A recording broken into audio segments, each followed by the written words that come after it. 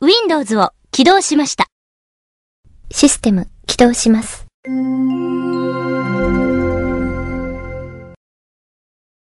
問題ありません。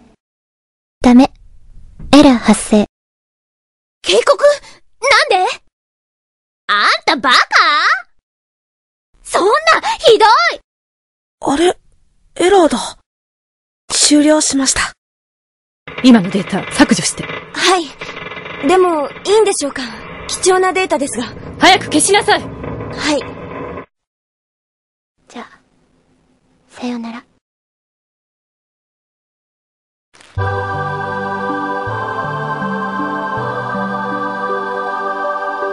残酷な天使のように少年よ神話になれ。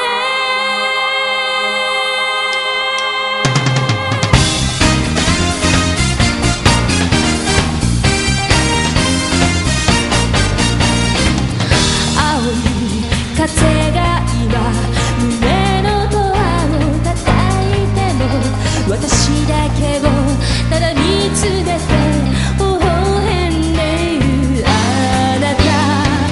そっと増えるもの求めることに夢中で運命さえまだ知らない痛い手抱き込み。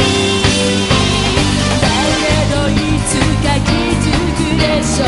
その背中には